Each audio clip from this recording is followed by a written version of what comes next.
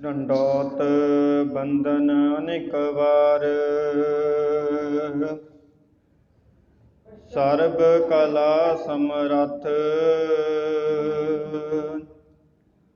ਡੋਲਨ ਤੇ ਰਾਖੋ ਪ੍ਰਭੂ, ਨਾਨਕ ਦੇ ਘਰ ਹੱਥ।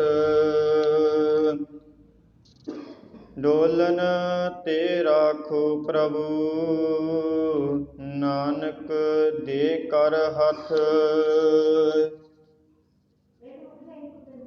ਜੁਗੋ ਜੁਗ ਅਟਲ। ਧੰਨ ਧੰਨ ਸਾਹਿਬ ਸ੍ਰੀ ਗੁਰੂ ਗ੍ਰੰਥ ਸਾਹਿਬ ਜੀ ਮਹਾਰਾਜ। ਤਿੰਨਾਂ ਦੀ ਪਾਵਨ ਪਵਿੱਤਰ ਹਜ਼ੂਰੀ ਦਾ ਆਨੰਦ ਮਾਣ ਰਹੇ ਸਤਸੰਗੀ ਜਨੋ।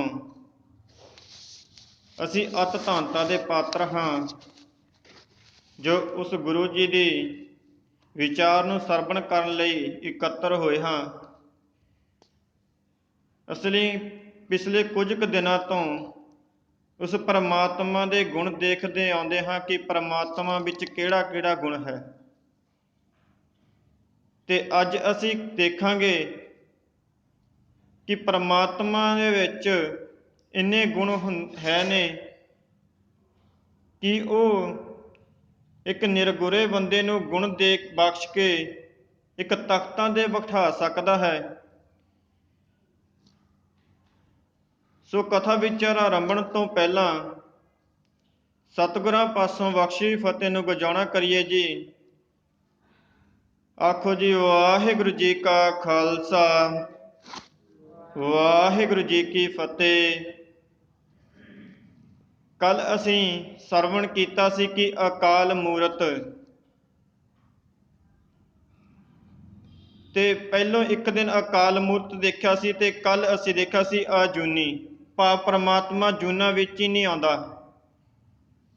ਤੇ ਉਸ ਤੋਂ ਬਾਅਦ ਆ ਗਿਆ ਸੈਭੰ, ਕਿ ਪਰਮਾਤਮਾ ਜੀ ਦਾ ਜੋ ਪ੍ਰਕਾਸ਼ ਹੈ ਉਹ ਸੈਭੰ ਭਾਵ ਆਪਣੇ ਆਪ ਤੋਂ ਹੀ ਪੈਦਾ ਹੋਇਆ। ਆਪੀ ਨੇ ਆਪ ਸਾਜਿਓ, ਆਪੀ ਨੇ ਰਚਿਓ ਨਾਉ। ਭਾਵ ਪਰਮਾਤਮਾ ਨੇ ਇਸ ਸੰਸਾਰ ਅੰਦਰ ਆਪਣਾ ਪਸਾਰਾ ਆਪ ਹੀ ਕੀਤਾ। ਕਿਸ ਤਰ੍ਹਾਂ ਪਸਾਰਾ ਕੀਤਾ? ਕਹਿੰਦੇ ਉਸ ਪਰਮਾਤਮਾ ਨੇ ਇਸ ਸੰਸਾਰ ਨੂੰ ਬਣਾਇਆ। ਆਪੀ ਨੇ ਆਪ ਸਾਜਿਓ, ਆਪ ਨੇ ਹੀ ਇਹ ਸੰਸਾਰ ਬਣਾ ਕੇ ਇਸ ਅੰਦਰ ਵਾਸ ਕੀਤਾ। ਜਿਵੇਂ ਅਸੀਂ ਪਹਿਲਾਂ ਸਰਵਣ ਕੀਤਾ ਸੀ ਕਿ ਇੱਕ ਮਿਸਤਰੀ ਨੇ ਮਕਾਨ ਬਣਾਇਆ ਤੇ ਉਹ ਉਸ ਦੇ ਨਾਲ ਨਹੀਂ ਰਹਿੰਦਾ। ਜੇ ਕਿਸੇ ਕਾਰੀਗਰ ਨੇ ਕੋਈ ਸਮਾਨ ਬਣਾਇਆ, ਕੋਈ ਗੱਡੀ ਬਣਾਈ, ਉਹ ਬਣਾ ਕੇ ਵੇਚ ਦਿੰਦਾ, ਪਰ ਉਹ ਉਹਦੇ ਨਾਲ ਤਾਂ ਨਹੀਂ ਰਹਿੰਦਾ। ਇੱਕ ਪਰਮਾਤਮਾ ਨੇ ਸਰੀਰ ਬਣਾਇਆ ਪਰ ਉਹ ਉਹਦੇ ਵਿੱਚ ਵਸ ਗਿਆ। ਇੱਕ ਬਨਸਪਤੀ ਬਣਾਈ, ਉਸ ਦੇ ਵਿੱਚ ਵਸ ਗਿਆ। ਕਿਉਂਕਿ ਪਰਮਾਤਮਾ ਜੀ ਇਸ ਸੰਸਾਰ ਅੰਦਰ ਆਪਣੇ ਆਪ ਦਾ ਪਸਾਰਾ ਕਰਕੇ ਆਪ ਹੀ ਇਸ ਸੰਸਾਰ ਅੰਦਰ ਆਏ ਨੇ, ਤੇ ਨਾ ਹੀ ਉਸ ਦਾ ਕੋਈ ਕਰਤਾ ਹੈ ਤੇ ਨਾ ਹੀ ਉਸ ਨੂੰ ਕੋਈ ਪਰਮਾਤਮਾ ਨੂੰ ਬਣਾਉਣ ਵਾਲਾ। ਜੇ ਕਿਸੇ ਨੇ ਕੰਮ ਕੀਤਾ ਉਸ ਦੇ ਮਗਰ ਕੋਈ ਉਸ ਦਾ ਕਰਤਾ ਹੁੰਦਾ। ਜਿਸ ਤਰ੍ਹਾਂ ਕਿਸੇ ਨੇ ਕੋਈ ਗੇਟ ਬਣਾਇਆ ਜਾਂ ਮੈਕ ਬਣਾਇਆ ਤੇ ਉਸ ਦੇ ਪਿੱਛੇ ਕੋਈ ਨਾ ਕੋਈ ਕਰਤਾ ਜ਼ਰੂਰ ਹੁੰਦਾ, ਤੇ ਨਾ ਤਾਂ ਉਸ ਨੂੰ ਪਰਮਾਤਮਾ ਨੂੰ ਕਿਸੇ ਨੇ ਕੀਤਾ ਵਾ, ਕਿਉਂਕਿ ਉਸ ਦਾ ਪ੍ਰਕਾਸ਼ ਹੀ ਆਪਣੇ ਆਪ ਤੋਂ ਹੋਇਆ। ਤੇ ਗੁਰਬਾਣੀ ਵਿੱਚ ਵਚਨ ਆਉਂਦਾ, ਥਾਪਿਆ ਨਾ ਜਾਏ ਕੀਤਾ ਨਾ ਹੋਏ। ਕਿਉਂਕਿ ਪਰਮਾਤਮਾ ਨੂੰ ਨਾ ਤਾਂ ਕੋਈ ਥਾਪ ਸਕਦਾ ਤੇ ਨਾ ਕੋਈ ਬਣਾ ਸਕਦਾ। ਬਣਾ ਕੇ ਭਾਵ ਕਿ ਉਸ ਨੂੰ ਕੋਈ ਪ੍ਰਗਟ ਨਹੀਂ ਕਰ ਸਕਦਾ ਵੀ ਪਰਮਾਤਮਾ ਕਿਸ ਤਰ੍ਹਾਂ ਦਾ ਹੈ। ਜੋ ਸਾਡੇ ਅੰਦਰ ਇੱਕ ਜੋਤ ਚੱਲ ਰਹੀ ਹੈ ਉਹ ਪਰਮਾਤਮਾ ਦੀ ਚੱਲ ਰਹੀ ਹੈ, ਕਿਉਂਕਿ ਪਰਮਾਤਮਾ ਸੱਚ ਹੈ। ਜੇ ਅਸੀਂ ਇਸ ਸੰਸਾਰ ਦੇ ਅੰਦਰ ਦੇਖ ਲਈਏ ਵੀ ਸੱਚ ਕੀ ਹੈ, ਤਾਂ ਅਨੇਕਾਂ ਹੀ ਉਦਾਹਰਨਾਂ ਸਾਡੇ ਸਾਹਮਣੇ ਆਉਂਦੀਆਂ ਨੇ। ਕਹਿੰਦੇ ਜੇ ਇਸ ਲੱਕੜ ਦੇ ਵਿੱਚ ਅੱਗ ਹੈ ਤੇ ਤਵੇ ਦੇ ਉੱਪਰ ਫੁਲਕਾ ਪੱਕੇਗਾ, ਉਹ ਸੱਚ ਹੈ। ਜੋ ਸਾਡਾ ਸਾਹ ਅੰਦਰ ਗਿਆ ਤੇ ਬਾਹਰ ਨਿਕਲਿਆ ਉਹ ਸੱਚ ਹੈ।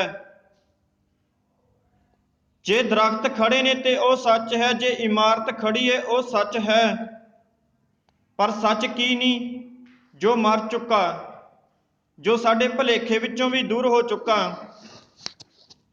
ਅਸੀਂ ਆਪਣੇ ਵੱਡੇ ਵਡੇਰਿਆਂ ਵੱਲ ਝਾਕ ਮਾਰ ਕੇ ਦੇਖੀਏ, ਸਾਡੇ ਦਾਦੇ ਪੜਦਾਦੇ ਜਦੋਂ ਕੋਈ ਨਾਮ ਲੈ ਲਵੇ ਉਦੋਂ ਤਾਂ ਚੇਤੇ ਆ ਜਾਂਦੇ ਨੇ, ਪਰ ਹਰ ਰੋਜ਼ ਨਹੀਂ ਚੇਤੇ ਆਉਂਦੇ। ਕਿਉਂਕਿ ਉਹ ਬਿਨਸਨਯੋਗ ਨੇ, ਭਾਵ ਉਹ ਸਦਾ ਨਹੀਂ ਰਹਿਣ ਵਾਲੇ। ਕਿਉਂਕਿ ਸੰਸਾਰ ਅੰਦਰ ਮਨੁੱਖ ਨੂੰ ਭੇਜਣ ਤੋਂ ਪਹਿਲਾਂ ਉਸ ਪ੍ਰਮਾਤਮਾ ਨੇ ਇਹ ਕਿਹਾ ਕਿ ਇਸ ਸੰਸਾਰ ਅੰਦਰ ਤੂੰ ਜਾਵੇਂਗਾ ਤਾਂ ਸਹੀ, ਪਰ ਇਸ ਸੰਸਾਰ ਅੰਦਰ ਤੂੰ ਇੱਕ ਤਰ੍ਹਾਂ ਟਿਕ ਕੇ ਨਹੀਂ ਰਹਿ ਸਕਦਾ, ਪਰ ਤੈਨੂੰ ਮੁੜ ਮੇਰੇ ਵਾਪਸ ਆਉਣਾ ਪੈਣਾ। ਪਰ ਮੈਂ ਜੋ ਕੰਮ ਕਰਨ ਲਈ ਤੈਨੂੰ ਕਹਾਂ ਉਹ ਤੈਨੂੰ ਕਰਨਾ ਪੈਣਾ। ਤੇ ਇਸ ਤਰ੍ਹਾਂ ਕਰਤਾ ਹਰੇਕ ਦਾ ਹੋਇਆ ਕਰਦਾ, ਪਰ ਪ੍ਰਮਾਤਮਾ ਦਾ ਕੋਈ ਕਰਤਾ ਨਹੀਂ। ਏਕਾ ਮਾਈ ਜੁਗਤ ਵਿਆਈ ਤਿੰਨ ਚੇਲੇ ਪ੍ਰਵਾਨ। ਕਹਿੰਦੇ ਉਹੀ ਮਾਤਾ ਵਾ ਉਹੀ ਪਿਤਾ, ਤਿੰਨ ਚੇਲੇ ਪ੍ਰਵਾਨ। ਭਾਵ ਪ੍ਰਮਾਤਮਾ ਜੀ ਕਹਿੰਦੇ ਜਿਹੜੇ ਚੇਲੇ ਦੀ ਗੱਲ ਕਰਦੇ ਨੇ, ਕਹਿੰਦੇ ਚੇਲਾ ਵੀ ਆਪ ਹੀ ਹੈ। ਕਿਉਂਕਿ ਉਹ ਇੱਕ ਹੈ, ਨਾ ਤਾਂ ਉਸ ਨੂੰ ਕੋਈ ਬਣਾ ਸਕਦਾ ਵਾ, ਉਹ ਸੱਤ ਹੈ, ਨਾ ਤਾਂ ਉਹਦਾ ਕੋਈ ਕਰਤਾ ਹੈ, ਉਹ ਨਿਰਭਉ ਹੈ, ਨਿਰਵੈਰ ਹੈ, ਉਸ ਦੀ ਕੋਈ ਮੂਰਤ ਨਹੀਂ, ਨਾ ਉਹ ਜੂਨਾਂ ਵਿੱਚ ਆਉਂਦਾ, ਤੇ ਅੰਤ ਉਸ ਦਾ ਪਸਾਰਾ ਵੀ ਆਪਣੇ ਆਪ ਤੋਂ ਹੀ ਹੁੰਦਾ।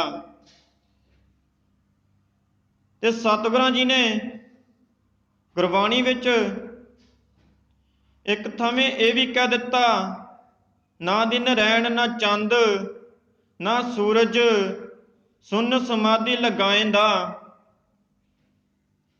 ਨਾ ਤਾਂ ਕਹਿੰਦੇ ਉਦੋਂ ਦਿਨ ਸੀ ਤੇ ਨਾ ਰਾਤ ਤੇ ਨਾ ਸੂਰਜ ਸੀ, ਤਦੋਂ ਆਪੋ ਆਪਣੇ ਹੀ ਪ੍ਰਮਾਤਮਾ ਨੇ ਇੱਕ ਬੋਲ ਦੇ ਨਾਲ ਧਰਤੀ ਨੂੰ ਸਾਜ ਦਿੱਤਾ। ਕੀਤਾ ਕਵਾਓ, ਭਾਵ ਇੱਕ ਬੋਲ ਦੇ ਨਾਲ ਹੀ ਧਰਤੀ ਨੂੰ ਥਾਪ ਦਿੱਤਾ। ਤੇ ਸਤਿਗੁਰ ਜੀ ਜੇ ਇੱਕ ਬੋਲ ਨਾਲ ਧਰਤੀ ਨੂੰ ਥਾਪ ਸਕਦੇ ਨੇ ਤੇ ਉਹ ਇੱਕ ਛਿਣ ਦੇ ਵਿੱਚ ਹੀ ਮਿਟਾ ਸਕਦੇ ਨੇ। ਤੇ ਸਤਿਗੁਰਾਂ ਜੀ ਨੇ ਸਾਨੂੰ ਅਨੇਕਾਂ ਹੀ ਉਦਾਹਰਨਾਂ ਦੇ ਕੇ ਦੱਸੀਆਂ ਨੇ ਕਿ ਉਸ ਪ੍ਰਮਾਤਮਾ ਦਾ ਪਸਾਰਾ ਹੈ, ਜੋ ਪ੍ਰਮਾਤਮਾ ਦੀ ਜੋਤ ਹੈ ਆਪਣੇ ਆਪ ਤੋਂ ਹੀ ਪ੍ਰਗਟ ਹੁੰਦੀ ਹੈ। ਅਸੀਂ ਦੇਖਦੇ ਹਾਂ ਕਿ ਜੇ ਅਸੀਂ ਮੋਮਬੱਤੀ ਨੂੰ ਮਾਚਿਸ ਦੀ ਤੀਲੀ ਲਾਉਂਦੇ ਹਾਂ ਤੇ ਉਹ ਜਗ ਪੈਂਦੀ ਹੈ। ਕਿਉਂਕਿ ਮਾਚਿਸ ਨੇ ਉਸ ਨੂੰ ਆਪਣੀ ਜੋਤ ਦੇਤੀ। ਪ੍ਰਮਾਤਮਾ ਜੀ ਕਹਿੰਦੇ ਇਸੇ ਤਰ੍ਹਾਂ ਮੈਂ ਵੀ ਤੈਨੂੰ ਆਪਣੀ ਇੱਕ ਜੋਤ ਦਿੱਤੀ ਹੈ, ਪਰ ਅੰਤ ਦੇਖਦੇ ਹਾਂ ਕਿ ਮੋਮਬੱਤੀ ਪਿਘਲ ਕੇ ਥੱਲੇ ਬੈਠ ਜਾਂਦੀ ਹੈ ਤੇ ਅੰਤ ਉਹ ਬੁਝ ਜਾਂਦੀ ਹੈ। ਤੇ ਪ੍ਰਮਾਤਮਾ ਜੀ ਕਹਿੰਦੇ ਇਸ ਤਰ੍ਹਾਂ ਆਪਣੇ ਮੋਮਬੱਤੀ ਨੂੰ ਦੇਖ ਕੇ ਆਪਣੇ ਸਰੀਰ ਦਾ ਅੰਦਾਜ਼ਾ ਲਾ ਕਿ ਇੱਕ ਦਿਨ ਮੈਂ ਤੇਰੇ ਵਿੱਚ ਜੋਤ ਪਾਈ ਹੈ, ਹੌਲੀ ਹੌਲੀ ਘਟਦੀ ਜਾਂਦੀ ਹੈ। ਕਿਤੇ ਨਾ ਹੋਵੇ ਤੇਰਾ ਮੋਮਬੱਤੀ ਵਾਲਾ ਹਾਲ ਹੋ ਜਾਵੇ, ਤੂੰ ਜਿਸ ਤਰ੍ਹਾਂ ਦਾ ਆਇਆ, ਪਰ ਮੋਮਬੱਤੀ ਨੇ ਤਾਂ ਚਾਨਣ ਕੀਤਾ, ਕਿਤੇ ਤੂੰ ਅੰਧੇਰੇ ਵਿੱਚ ਹੀ ਨਾ ਰਹਿ ਜਾਵੀਂ। ਕਿ ਮੋਮਬੱਤੀ ਤਾਂ ਚਾਨਣ ਦੇ ਕੇ ਵੀ ਮਨੁੱਖ ਨੂੰ ਸਿੱਧੇ ਰਾਹ ਪਾਉਣ ਲਈ ਆਈ ਆ, ਪਰ ਕਹਿੰਦੇ ਤੂੰ ਤਾਂ ਪੁੱਠੇ ਰਾਹ ਹੀ ਮੁੜਦਾ ਵਾਂ। ਜੋ ਗੁਰੂ ਤੋਂ ਵਿਸਰ ਜਾਂਦੇ ਨੇ, ਗੁਰੂ ਤੋਂ ਬੇਮੁਖ ਹੋ ਜਾਂਦੇ ਨੇ, ਕਹਿੰਦੇ ਫਿਰ ਉਹਨੂੰ ਜਨਮਾਂ ਦੀਆਂ ਠੋਕਰਾਂ ਪੈਣੀਆਂ ਸ਼ੁਰੂ ਹੋ ਜਾਂਦੀਆਂ ਨੇ। ਤਾਂ ਹੀ 12ਵਾਂ ਬਾਣੀ ਦੇ ਵਿੱਚ ਸਤਿਗੁਰਾਂ ਨੇ ਪਹਿਲੋਂ ਹੀ ਲਿਖ ਦਿੱਤਾ ਸੀ ਕਿ ਕਿਰਤ ਕਰਮ ਕੇ ਵਿਛੜੇ ਕਰ ਕਿਰਪਾ ਮੇਲੋ ਰਾਮ। ਕਿ ਪ੍ਰਮਾਤਮਾ ਜੀ ਮੈਨੂੰ ਆਪਣੇ ਨਾਲ ਮੇਲ ਲਵੋ, ਮੈਂ ਕਿਰਤ ਕਰਮ ਕੇ ਵਿਛੜੇ, ਕਹਿੰਦੇ ਮੈਂ ਆਪਣੇ ਕੰਮਾਂ ਕਰਕੇ ਤੇਰੇ ਤੋਂ ਵਿਛੜ ਗਿਆ, ਮੈਨੂੰ ਪਿਆਰ ਕਰੋ, ਮੈਨੂੰ ਆਪਣੇ ਨਾਲ ਮੇਲ ਲਓ। ਪ੍ਰਮਾਤਮਾ ਜੀ ਕਹਿੰਦੇ ਤੇ ਸੰਸਾਰ ਅੰਦਰ ਆ ਕੇ ਚੱਲ ਆਪਣੀ ਗਲਤੀ ਤਾਂ ਕਬੂਲ ਕੀਤੀ ਹੈ, ਤੂੰ ਮੇਰੇ ਸ਼ਰਨ ਵਿੱਚ ਆਇਆ, ਦੇਖੀ ਚੱਲ ਜਿਸ ਤਰ੍ਹਾਂ ਤੂੰ ਇਸ ਪ੍ਰਮਾਤਮਾ ਦਾ ਨਾਮ ਜਪੇਗਾ, ਕਹਿੰਦੇ ਤੈਨੂੰ ਫਰਸ਼ਾਂ ਤੇ ਡਿੱਗੇ ਨੂੰ ਮੈਂ ਅਰਸ਼ਾਂ ਤੇ ਲੈ ਕੇ ਜਾਵਾਂਗਾ। ਤੇ ਇੱਕ ਕਵੀ ਲਿਖਦਾ, ਕਹਿੰਦੇ ਇਸ ਸੰਸਾਰ ਅੰਦਰ ਮਨੁੱਖ ਦੀ ਜੁਗਤ ਹੁੰਦੀ ਆ, ਪਰ ਜੁਗਤ ਕਿਸ ਤਰ੍ਹਾਂ ਹੁੰਦੀ ਆ?